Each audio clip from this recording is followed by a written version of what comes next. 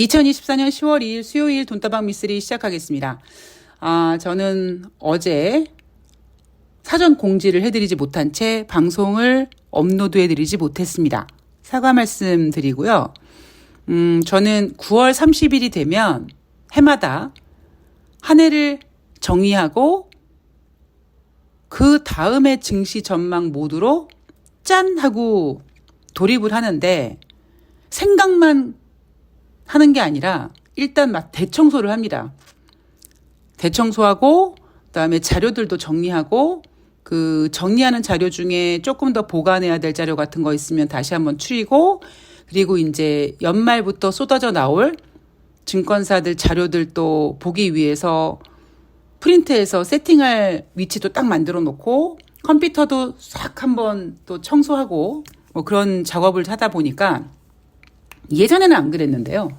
확실히 이제 나이가 들다 보니까 체력이 저질돼서 어제 하루 종일 그냥 편하게 쉬었습니다. 그래서 만사가 더 귀찮아서 주식시장이 열리는 것도 아니고 하니까 그냥 좀 재충전하자. 그래서 방송을 하루 쉬었습니다. 오늘 그래서 9월 30일 그리고 10월 1일 뉴욕 증시 마감 현황을 전해드릴 텐데, 저는 물론 매일매일 이제 거의 매일매일 돈다방 미쓰리 방송을 하면서 제가 주로 하는 일은 뉴욕 증시가 이렇게 끝났고 뭐 때문에 어쩌고 누가 이런 얘기했고 경제지표가 이렇게 흘러가고 뭐 그런 이야기를 매일매일 해드리지만, 사실 제가 여러분들께 진짜 전해드리고 싶은 메시지는 여러분들이 지금 매매하고 있는 주식시장, 혹은 나 이제 주식 한번 해볼까 하고 관심을 갖게 될 그 주식시장이 저질인지 아닌지, 혹은 색깔은 어떤 색인지 조금 더 구체적으로 말씀드리면, 지금 주식시장은 누가 리드하고 주식시장에서 중요한 포인트가 뭐고 어떤 매매 기법이 유행하는지 그런 내용들을 좀 알고 매매하셨으면 좋겠다라는 겁니다. 제가 이제 올해 연말에도 올해 아마 11월 경에 또 미쓰리가 그러겠죠. 여러분 2025년 주식시장은요 뭐 이럴 거예요 라고 할 겁니다. 작년 이맘때 2023년 연말에 저는 여러분들께 2024년 하방을 열어놨습니다 라는 이야기를 계속했죠. 7월 달까지 도대체 너의 그 하방은 언제 열리는 거냐 막 이런 이야기를 해주신 분도 계셨고요. 굴하지 않게 저는 하방을 열어놨다고 말씀을 드렸고, 7월 달까지 주식시장이 좋았음에도 불구하고 저는 여러분 주식시장 저질이에요. 지금 올라가는 거 한 방에 밀어낼 수 있습니다. 코스피 하루 만에 100포인트도 빠질 수 있어요. 그래? 그러면 하방 어디까지 열어놓을 거야? 장중에 2,400은 깨질 거려? 물론 종가 기준으로는 회복시켜 놓겠죠. 이렇게 올 한 해 주식시장을 계속 읽어드리다가 7월 말에 8월 달 주식시장 조심해야 된다. 그리고 그 조심은 9월 달 FOMC 회의에서 25bp가 아니라 50bp 금리 인하를 해야 되기 때문에 8월 달 경기 침체 이야기가 나오는 것이다. 그래서 주가 하락했고 장중에 2,400 이탈했고 종가 기준으로 2,400 회복했고 9월 달 50bp 금리 인하 했습니다. 자, 남은 기간 동안 제가 여러분들께 이런 얘기 해드리죠. 특별한 문제가 생기지 않는 한 그냥 이 선에서 움직일 거야. 약간 밑으로는 한 2,400포인트, 위로는 2,600? 좀 넓게 봐서, 그러나 평균적으로는 한 2,500포인트 선에서 연말까지 갈 것 같다라는 이야기를 해드렸습니다. 앞으로도 그런 그림을 계속 그려드릴 거예요. 오늘 돈다방 미쓰리의 주요 포인트는 물론 9월 30일, 10월 1일 뉴욕 증시를 읽어드리는 것도 중요하지만, 아마 지금 여러분들이 가장 궁금해하실 부분은 미쓰리, 이란과 이스라엘 이 이슈 이것 때문에 주식시장 어떻게 될까? 아마 이 부분일 겁니다. 그래서 거기에 대한 이야기를 제가 뒷부분 가서 다시 한번 전해드릴 거고요.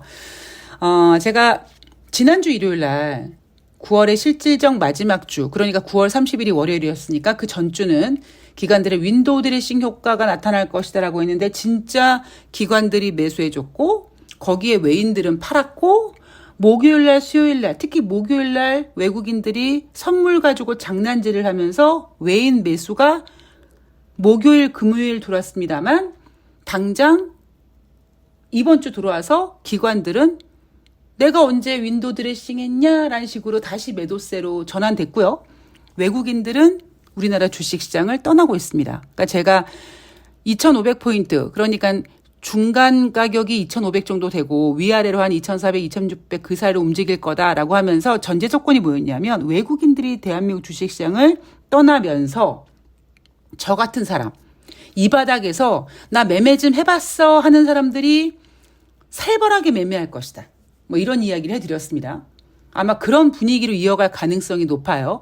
자, 오늘 이야기 빠르게 한번 가보면 9월 30일 뉴욕 증시 상승 마감했습니다. 다우지수 0.04, S&P 500이 0.42, 나스닥이 0.38% 상승. 자, 제롬 파월 연준 의장의 매파적 발언에 변동성을 보이긴 했지만 그래도 9월의 마지막 날이니까 아름답게 마무리하자. 그래서 상승 마감했다고 해요. 자, 제가 9월달 50bp 연준의 금리 인하는 7월달부터 노래를 했습니다. 그런데 9월달 FOMC 회의가 끝나자마자 제가 여러분 11월달 FOMC 회의는요 모르겠어요. 9월달에 뭐 50bp 인하 확률이 11월달에 몇 프로고 11월 FOMC 회의에서 25bp 인하 확률이 몇 프로고 다 의미 없다라는 이야기를 해드렸죠. 저도 아직 솔직히 11월 달에 어떻게 될지 모르겠습니다. 그만큼 9월 달에 50bp 금리 인하는 너무나 당연하게 그렇게 해야 되는 거고 그렇게 하게끔 분위기를 만들어 왔지만 11월 달은 상당히 헷갈리는 그런 금리 결정이 예상되기 때문에 제가 아직까지는 예상하지 않는다. 제가 여러분 앞서 돈다방 미쓰리 그러니까 일요일 방송인가요? 일요일 방송에서 제가 썸네일 뭐라고 해드렸습니까? 10월 초에 그러니까 지금이죠. 이번 주에 뉴욕 증시와 코스피가 스텝이 꼬일 거라고 말씀드렸죠. 이유가 뭐라고요? 주식시장이 우리나라가 징검다리 식으로 쉬니까 뭔가 톱니바퀴 맞아 돌아가듯이 이렇게 딱딱딱 돌아가야 되는데 어떤 분이 게시판에 그런 글을 쓰셨더라고요. 그 종목 게시판에 젠장 뉴욕 증시 상승하는 날 대한민국 주식시장 상승해야 되는데 10월 1일 날 쉬어버리고 오늘 주식시장 매매해야 되는데 뉴욕 증시 하락해버리고 그러니까 이런 식으로 스텝이 꼬이는 거란 말이에요. 10월 달 주식시장 제가 앞에서 말씀드렸던 것처럼 좀 저는 굉장히 좋지 않을 거라고 보고 있습니다. 그 이유는 뭐냐면 9월 달 전문가들은 25bp 금리 인하해야 된다. 50bp 금리 인하하면 아이고 미국 경제 세상에 얼마나 안 좋길래 50bp씩 해야 돼? 라고 하니까 25bp 해야 된다. 그리고 추후에 또 하겠다고 해야 된다. 라고 했을 때 제가 여러분들께 아니에요. 그거는 말도 안 되는 소리고요. 작년 연말부터 금리 인하 하겠다고 그 기대감으로 끌고 왔던 주식시장이기 때문에 오히려 9월달 25bp 금리 인하면 주식시장 크게 실망할 거고요. 만약에 10월달에 연준회의가 있었다면은 연달아 25bp씩 딱딱 하면은 모르겠는데 10월달은요. 실적 시즌과 맞물려서 주식시장이 약간 상당히 좀 혼잡한 시간이거든요. 그래서 10월 달에 FOMC 회의가 없는 한, 그러니까 있지 않는 한 9월 달에 50bp가 당연했던 겁니다. 자, 그런데 그래서 제가 9월 달에 나오는 금리 선물 시장에서의 11월 달 FOMC 금리 인하 확률 의미 없다. 아직까지 의미가 없어요. 그러니 제롬 파월 연준 의장을 비롯해서 다른 연준 의원들이 하는 말이 뭐가 의미가 있겠습니까? 근데 그냥 뉴욕 증시가 상승했는데 제롬 파월 연준 의장이 11월 달에 50pp 금리 인하하겠다고 얘기 안 해서 장중에 변동성 보였다가 그래도 마지막에 저가 매수세 돌아서 상승 마감했다. 뭐 이렇게 포장지를 하는데 아니라는 겁니다. 예. 그거랑 하등에 상관이 없어요. 자, 어쨌든 연준 위원들이 뭐라고 발언했는지 보면 제롬 파월 연준 의장은 금리 속도는 데이터에 달렸다. 점도표는 경제가 예상대로 간다면 기준금리는 연대 25bp씩 2번 인하할 것으로 보여준다라고 얘기했고요. 시장이 원했던 건 뭐라고요? 50bp라는 거죠.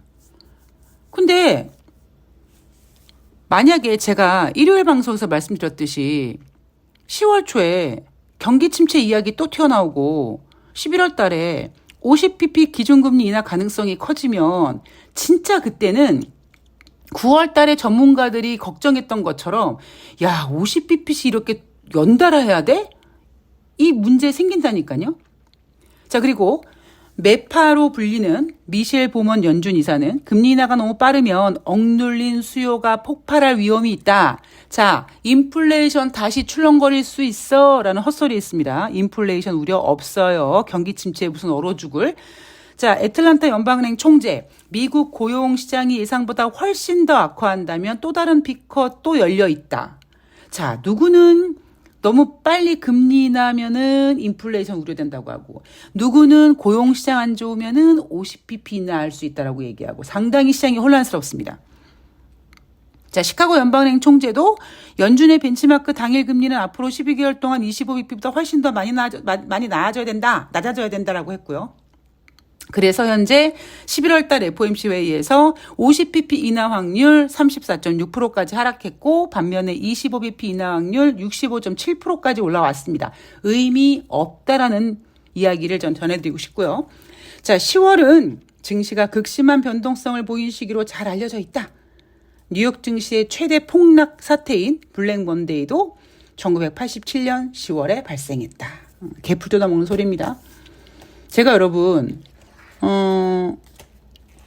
올해 5월 달부터 여러분들한테 제가 약간 그 밑작업을 좀 깔았습니다.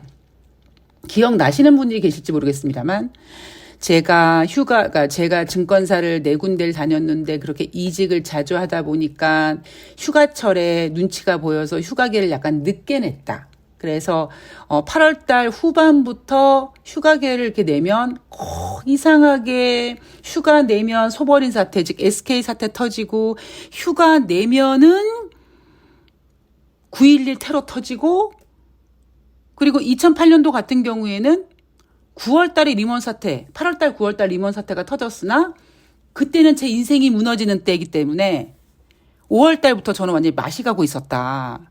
제가 이 이야기를 5월 달부터 해드렸죠. 그리고 7월 달에 제가 이제 여러분 9월 달 FOMC 회의에서 50bp 금리 인하 해야 되려면 8월 달에 경기 침체 이야기 했고요. 경기 침체 이야기 나오니까 투자자들 다 화들짝 놀라지 않았습니까? 여러분들은 당연히 놀라시면 안 되죠. 왜냐하면 미쓰리가 얘기했으니까.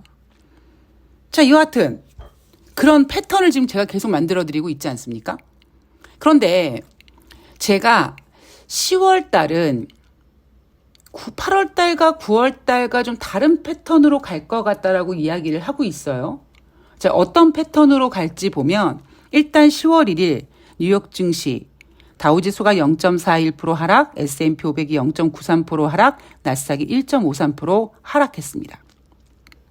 마치 8월 달, 9월 달 패턴과 비슷하게 가려고 하는 느낌이 들죠.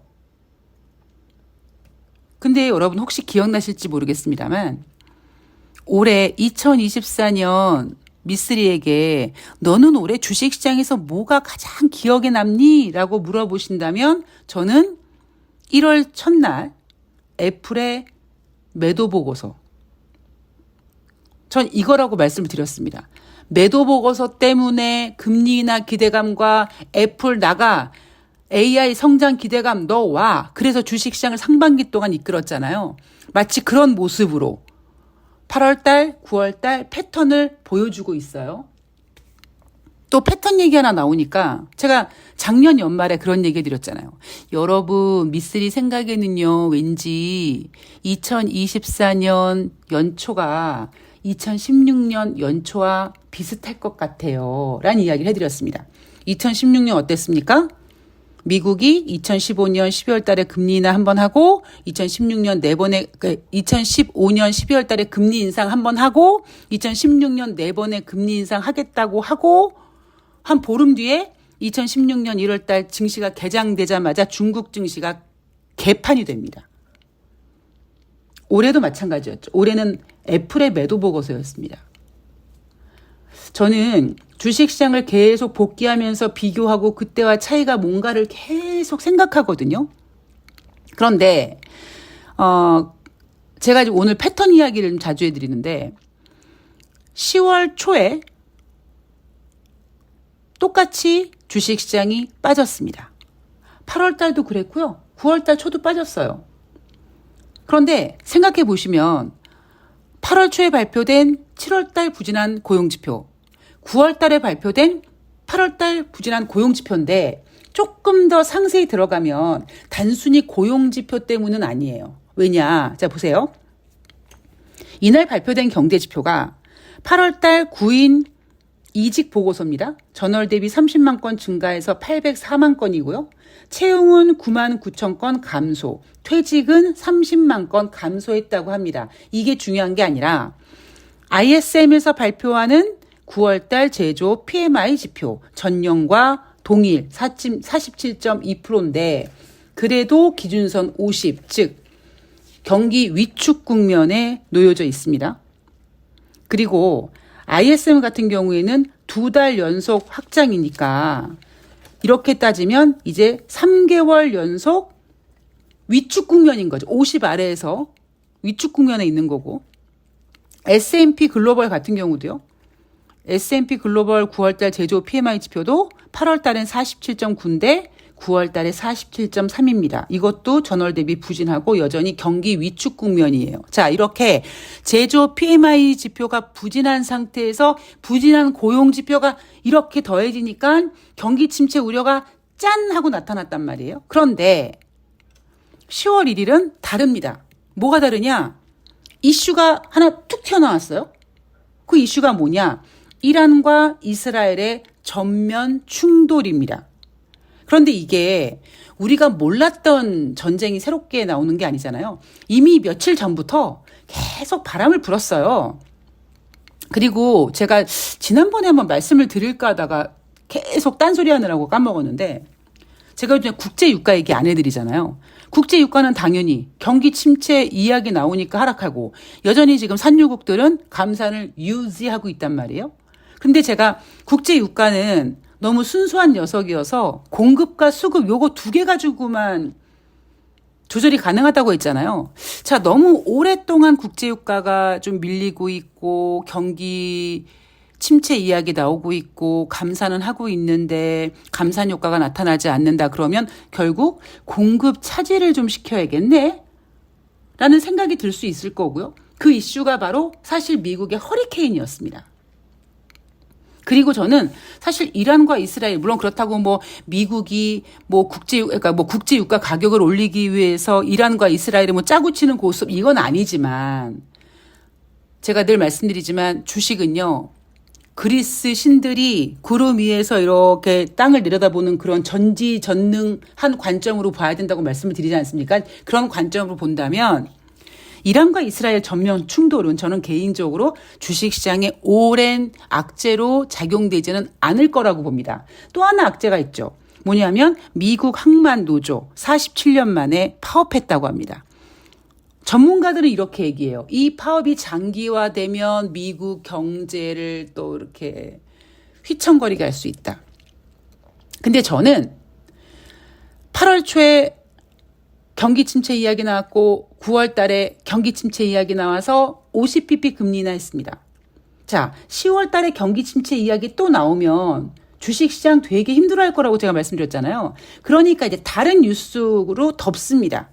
그래서 만약에요, 이란과 이스라엘의 정면 충돌 얘기 나오면 전문가들이 무슨 짓을 하냐면 얘네들이 저렇게 계속 싸움질 해가지고 세계 글로벌 경제 안 좋아질 거잖아. 이런 얘기하면 미국은 자연스럽게 미국의 경기 침체와는 상관없이 그래 저것들 계속 싸워? 그럼 또 선제적 대응으로 금리 인하 한번 살짝 해줘야겠네. 이렇게 나올 수 있고요.